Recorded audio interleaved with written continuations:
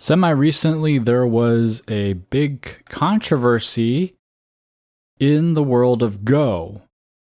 Not Go, this podcast's favorite board game, but Go, Pokemon Go.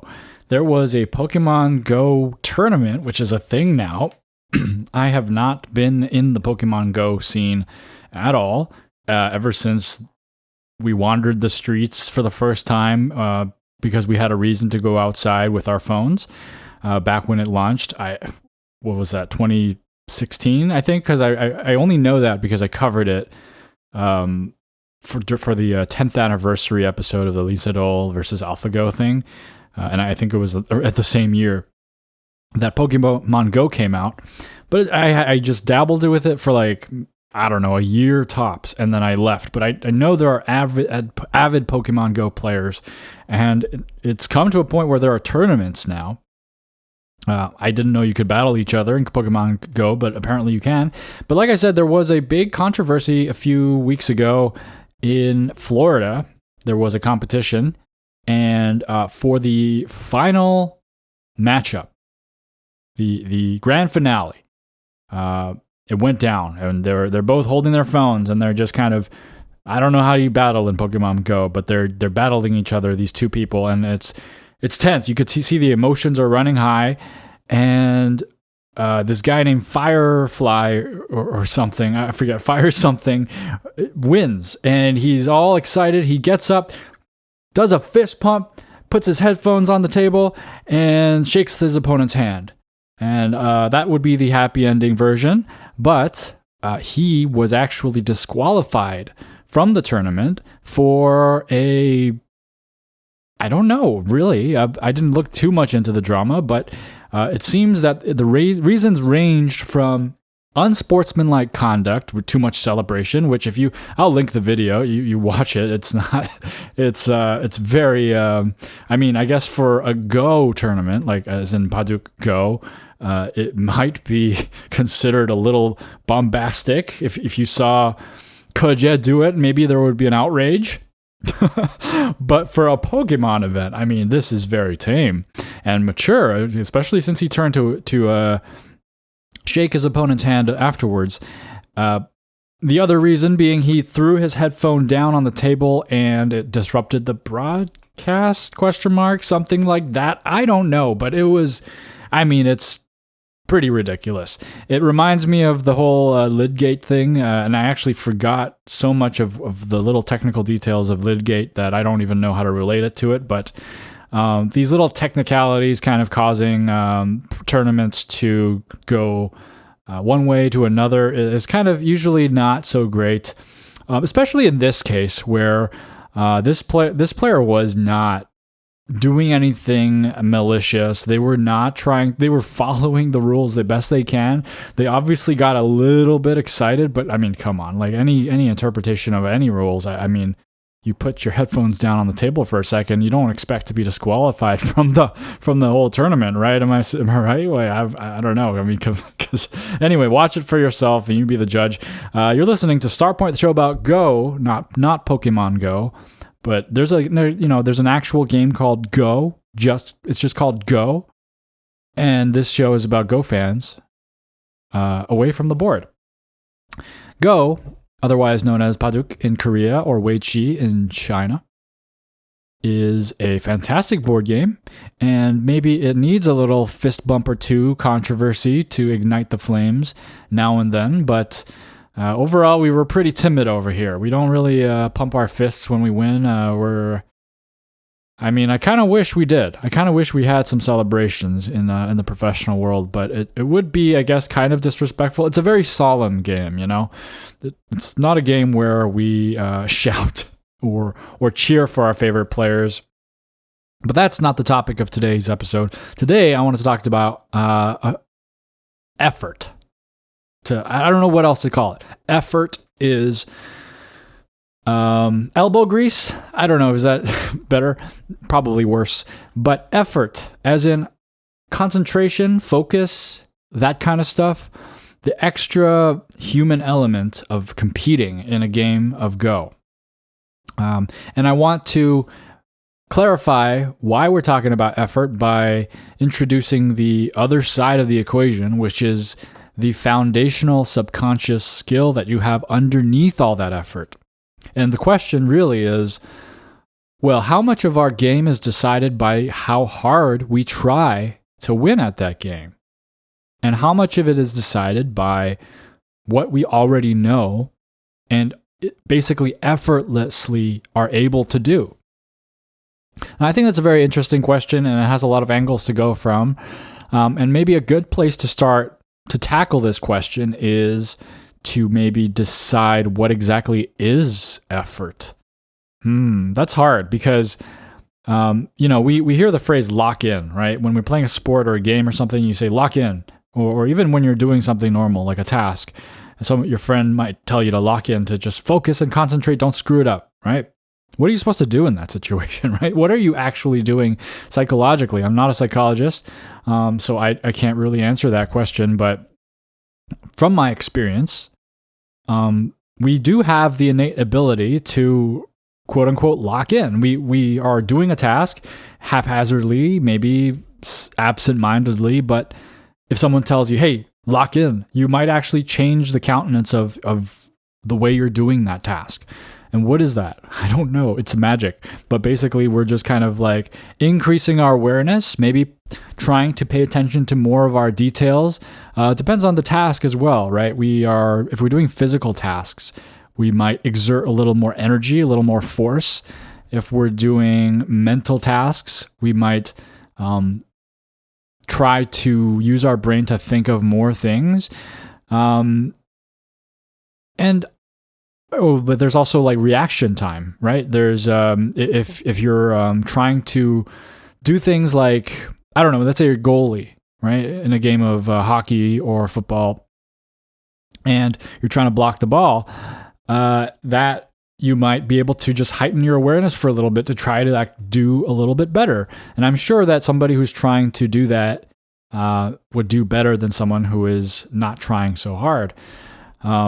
And so how does that apply in Go? What does that higher level of effort look like when we're playing Go? Well, I think that there are many areas in which we can try to increase the level of effort in Go. Maybe the first thing that would come to mind is reading, right? I think a lot of times when we're playing a game, we don't always read everything that we can.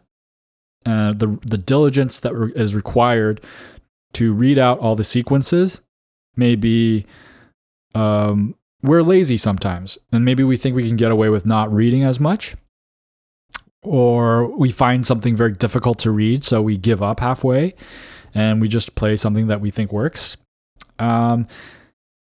Maybe even just in the opening where there's not as much reading involved, we might just pick a move because it looks pretty versus really think about opening theory and count the lines.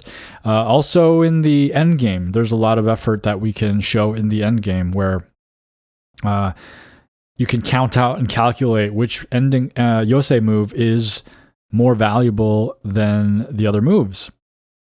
A lot of different ways to apply effort, and it's not always comfortable to apply effort. So if it's not so comfortable to do it, well, maybe it's worth questioning whether it is worth adding all that effort into your game. How much of an impact does this effort have on the outcome of the game? And how much does it have on your improvement of the game? We'll try to answer those questions. I can't guarantee any solid, concrete answers, but there's one thing that I usually tell beginner players, and this is a common topic on Starpoint. I have touched on it multiple times, but I tell beginners, don't try so hard. Don't think, right? And this idea kind of aligns with Timothy, I believe Galloway, or was it Galloway? I think it's Galloway. Timothy Galloway's Inner Game of Tennis, a concept in there that I've touched on multiple times during this podcast. But the concept of self A versus self B, it explains this so well, where self A is a part of yourself which is thinking consciously and is vocal. You can kind of hear the voice in your head saying like, don't do this, do that. In the context of tennis, which the book was originally about, is the position of your hand and wrist and elbow and how your body should be standing and relative to the lines on the court, things like that. And you're thinking like, I hit it too hard, I hit it too soft, your angle is a little off, right? All that stuff is self A, the one that is criticizing, analyzing, and telling you how you should be playing. Self B is underneath all that. It's subconscious, and it doesn't need any telling what to do. It just acts on its own because it is a subconscious base of knowledge. And so the main idea that was presented in the book was, don't let your self A get in the way of self B. You have a wealth of natural intuitive knowledge in self B, and if you keep telling yourself to do things a certain way, it'll get in the way of the natural movements that you need in order to swing a racket.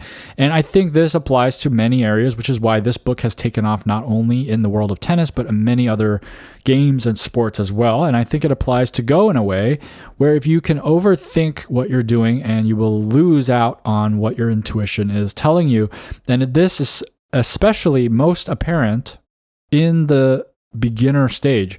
When you teach a beginner, have you ever done this? And have you ever experienced this where you've been teaching a beginner and you just told them how to play basically, and you're setting up your first 9x9 game, and they are staring at this board position for like 6 minutes, trying to figure out what the answer is to this problem that they're seeing on the board.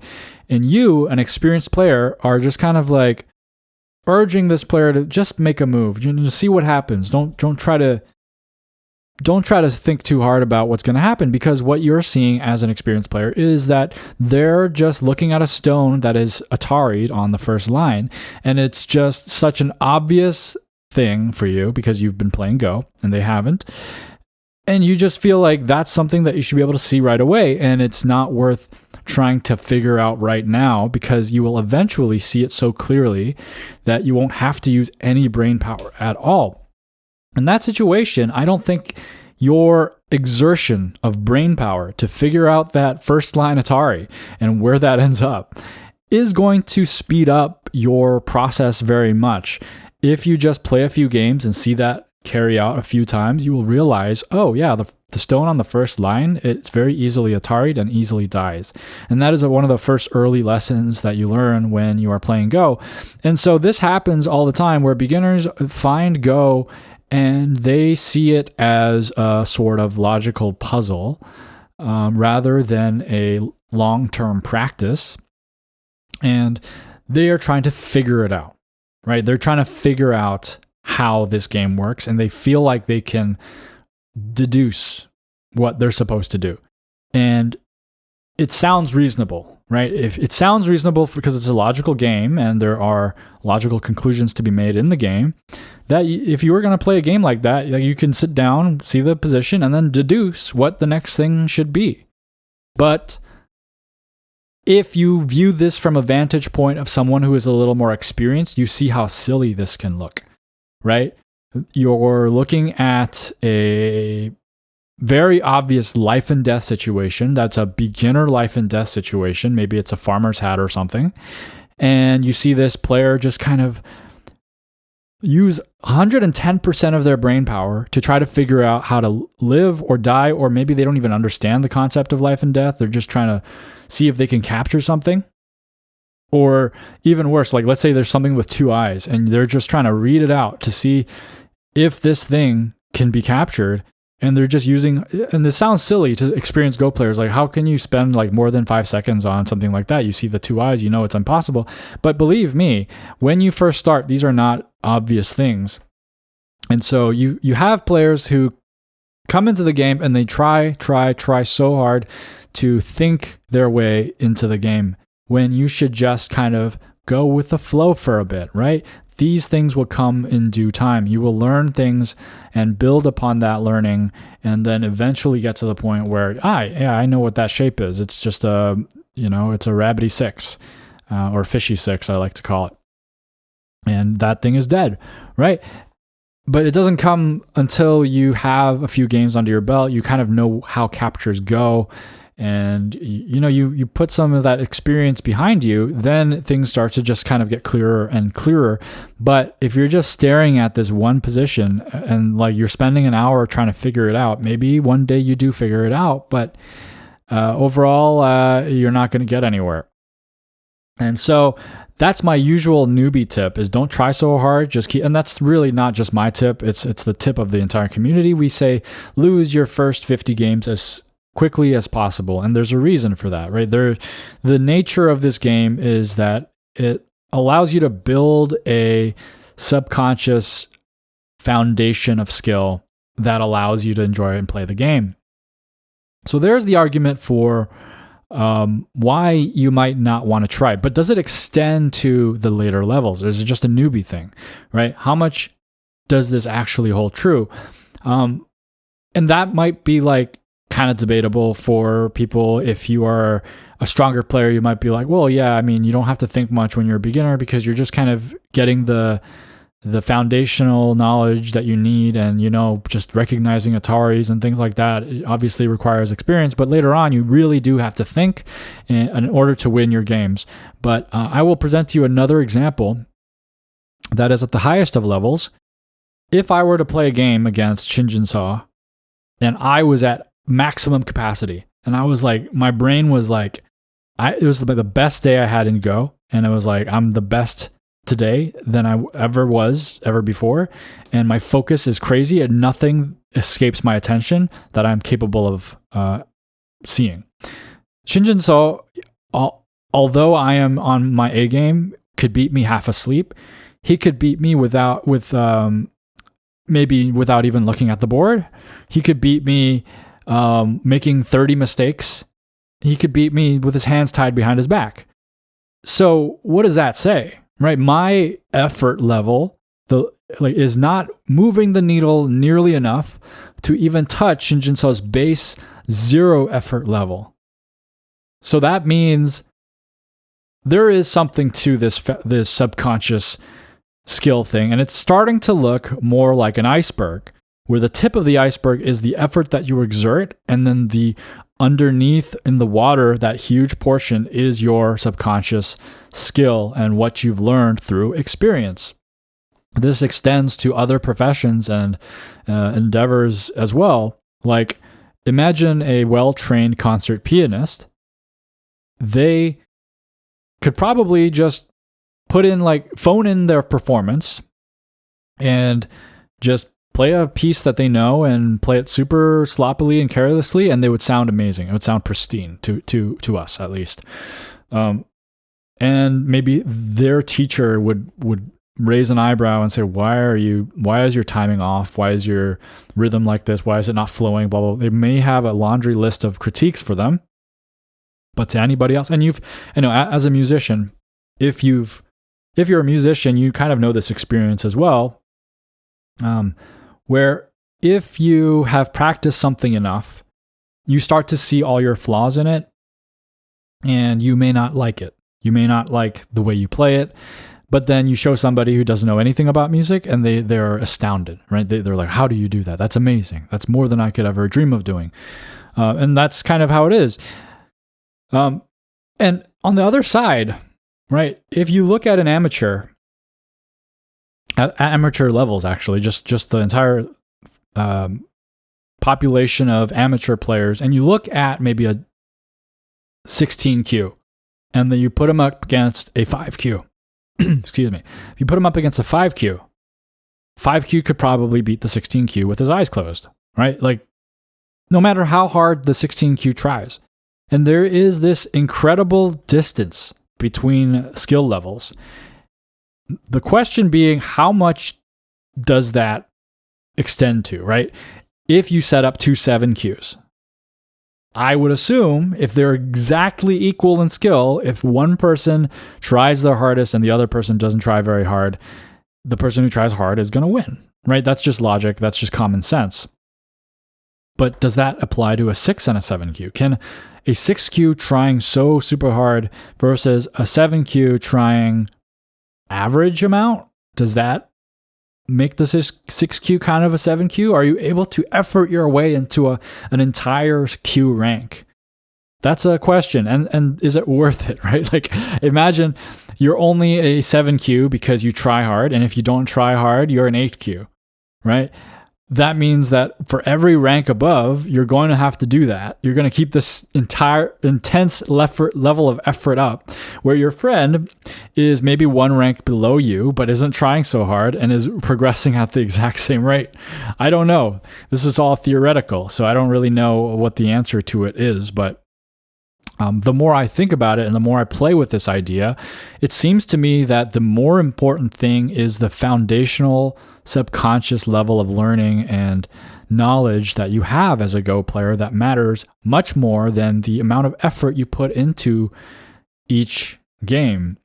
Now, effort, like, obviously there's a minimum amount of effort involved, right? If you're talking about playing a game of Go and you tell me to put 0 effort into my game, I'm not even touching my stones, right? That's effort. Like, picking up a stone is effort. And then if you increase that by like 1%, okay, fine, I'll move the stones, but I will just, I'll just put the stones on intersections. Like, doesn't matter what intersection. So there's obviously a minimal amount of effort. Like, obviously, do at least what your intuition tells you to do in the game. But then how much more is the most efficient? What is the sweet spot of effort? Because I think that there can be too much effort. And maybe too much effort isn't the right terminology. Maybe it's like misguided effort. But have you ever had this experience? Have you ever considered a move during a game, thought about it, analyzed it from every angle, and then decided on a different move, and then later on realized that the first move that you thought of that you didn't really think too much about was the better move? That's happened to me a lot. And what does that mean? That means, well, I kind of thunk myself into a hole there. I thought about something too much, and I lost the valuable initial access of the well of knowledge that I had of self B from that move, right? I had something in me that told me, hey, this move is a good move. And then I let myself talk myself out of it. And so we want to avoid that situation. On the other hand, I'm sure there are ways we can screw up in the other way, where you could have done a little more reading. You could have and this happened. Oh man, this is, I'm bringing back trauma. But there was a tournament that I played, and I've mentioned during that episode when I talked about it. But there was a tournament that I played. It was game 3 of the tournament. I think it was my first tournament ever.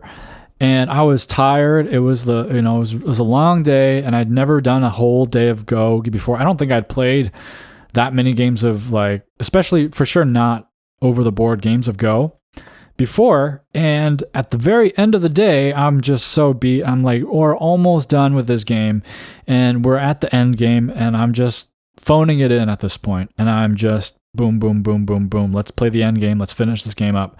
And I lose by half a point. And I know there was an opportunity there to gain a half point. And that was a moment when my effort was too little, right? I needed to add a little more effort and get that 1 point just to win the game. So it can have an impact, especially for such an evenly matched game like that. I think that's where it really shines. The amount of effort that you put into something. If you guys are evenly matched, it is a real wrestle of effort in that, and the amount of application that you have of your skill. So what can we do? I think the number one problem with trying too hard in the game is that oftentimes you will be misguided in your trying too hard. And you can see that in the newbie example that I gave earlier. Those newbies, those beginners, their effort is misguided. They're not trying to recognize patterns over many games. They're trying to figure out a situation that has already been figured out, and you will easily figure out later once you learn how to do it. And so our misguided effort, I think, is really the problem when we play games. And We need to also recognize our intuition as a valid form of information. And when we have an intuitive move come up, we should be very careful and respect that intuitive move. It may not always have a clear reason for it, but I think it is something that we should value and not write off right away because you didn't read all the variations of that intuitive move. Because I think that is another hole that we can fall down, where is if we can't confirm its value, we think it has no value. And this kind of just branches out into the conversation of where to spend our effort. Is it in the game itself, or is it outside of the game when we study the game? And that's really the attitude I think has worked best for me, is to put in the effort outside of the game rather than inside of the game, to foster good habits, right? Playing consistently, studying, reading, reviewing your games, and analyzing what you went through during every game and being conscious of more about the game. That, I think, is overall going to lead you to better long-term success, rather than trying so hard. Now, don't get me wrong. Sometimes there are games with bigger stakes, right? You have a rivalry. You haven't seen somebody in a while and you want to play a game and you want to show them how good you've gotten. You're at a tournament, or it's like a rank up game on Fox or something. There are these games. Yes. And you actually almost can't help but try harder in these games. And it can be exhilarating. It can be fun. But overall, I feel, after reflecting on all of this, 90% of our skill is actually already built into us. And it happens through our habits that we've been raising as we learn Go. And the long-term game of applying effort, that's where it really matters, right? If you really apply your effort in your studies, if you are reviewing diligently, if you are doing Sumego problems and you are getting out there playing games, that is the level of effort that is required to really win a game. If you lock in for a particular game, I mean, maybe that will be a successful game for you. But I think I'm just of the mind that will have semi-minimal effect on the outcome of the game. Now, this is actually maybe a personality thing, because there's a value system here, and I think many of you will have different opinions on this. But some of you are more interested in long-term progression and knowing that you are improving, and just overall your trajectory as a Go player. Any one given game doesn't matter. There are some of you who really, really, really value winning. And it doesn't matter how much you're progressing. The only reason you're progressing is to win more, right? There are people like that. And I found this kind of personality trait apparent in a memory that I have of my dad when I played against my dad one time. I gave him handicap stones, and I was winning the game, and I misread something. He put me in Atari, and I lost. But the thing is, the reaction that my dad had was of triumph and, haha, I got you. Not of, oh, well, you should train you should be more disciplined, and that'll lead to your victory next time. And for me, I should have not won, because the only reason I won was because you didn't have. That's kind of the way I would have seen it. The game was kind of in your favor, so the only reason I won because you made a mistake. That's the way I would have seen it. But my dad didn't see it that way.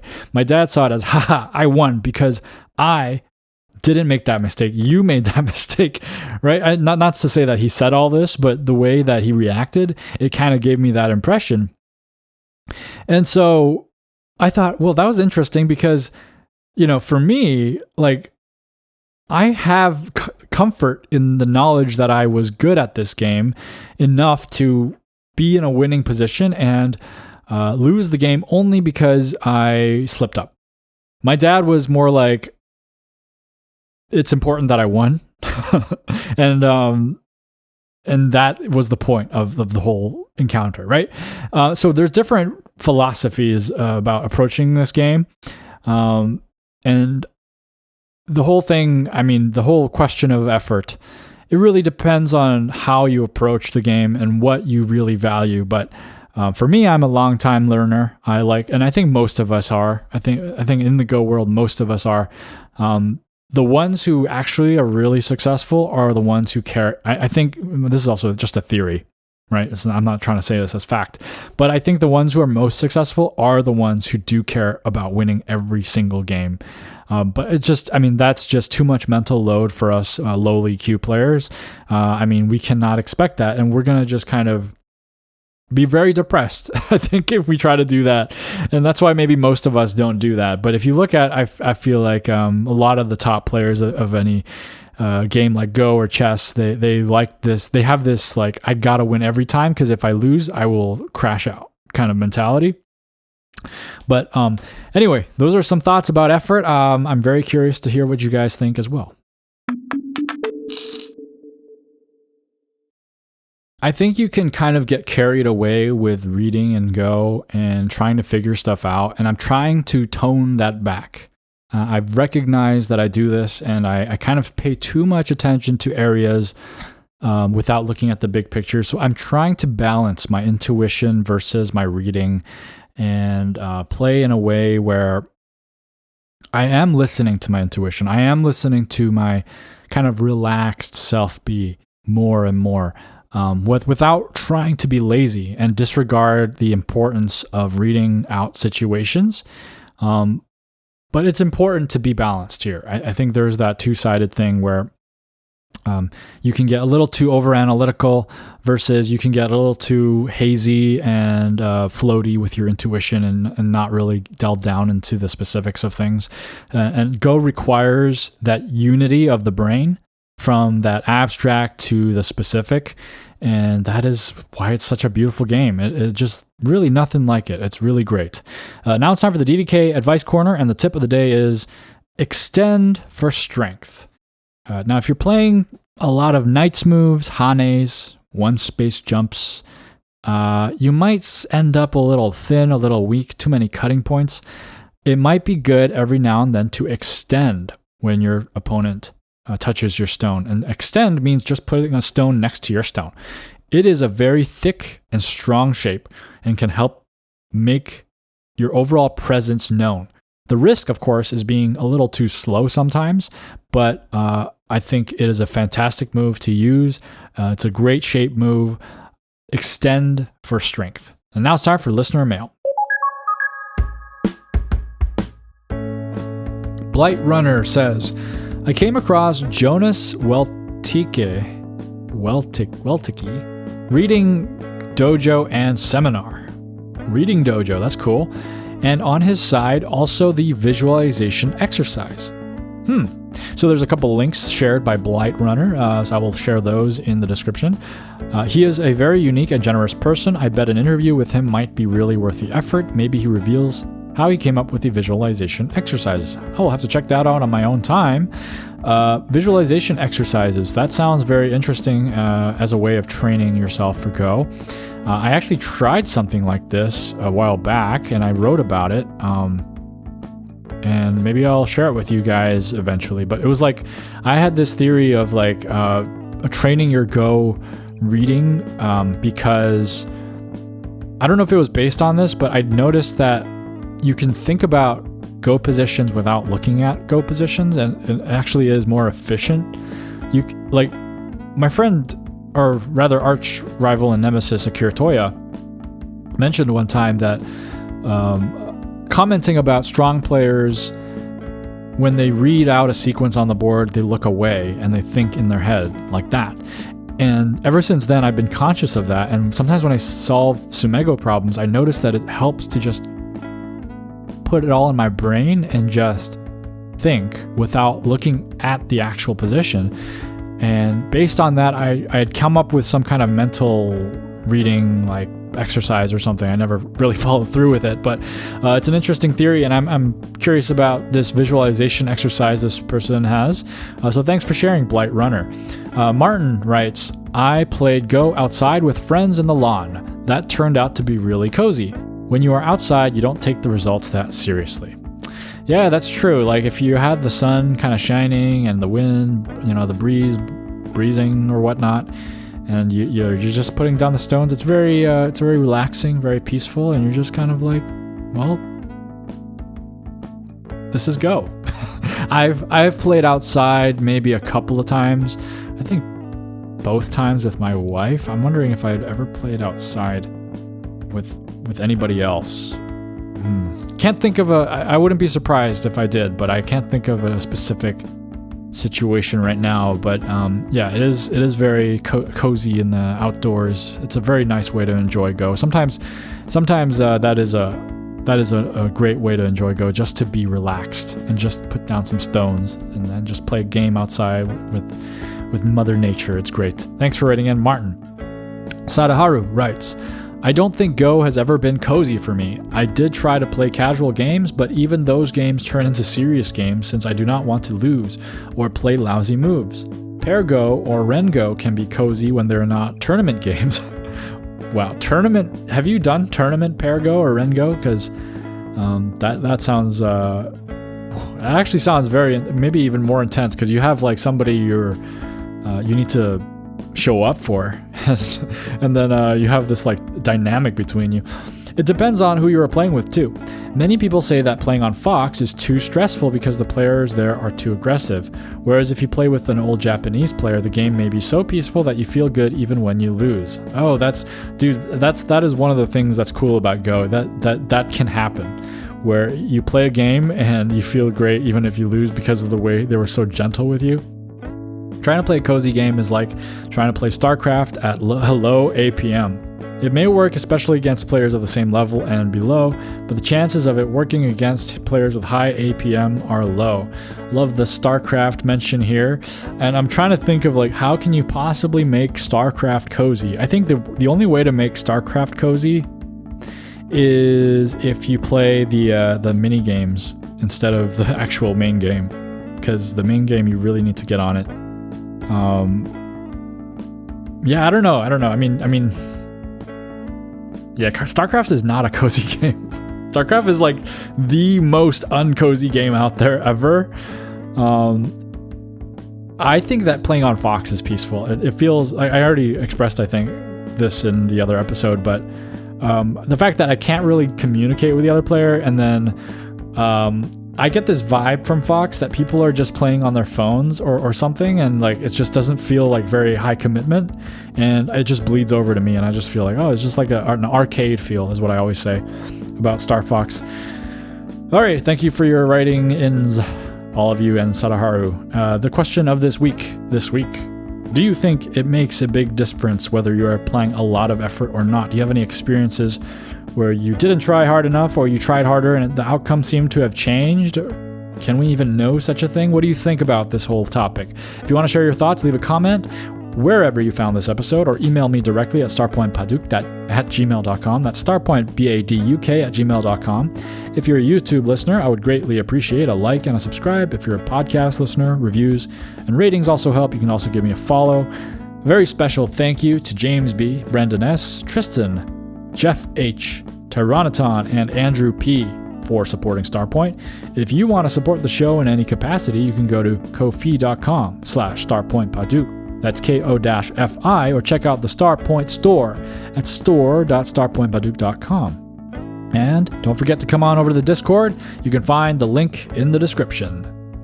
Now, there are actually so many different kinds of codes in Go. There's actually a Sensei's library page. There are so many codes. I don't even know half of these, 90% of these codes. Hanami ko, game. I know what a game deciding ko is, or game ending ko. I like that. There's also like 2-stage codes and 3-stage codes. These are very complex situations that usually don't happen in my games, but my favorite kind of ko, very delicious, is a taco. Thanks for listening. Keep playing Go.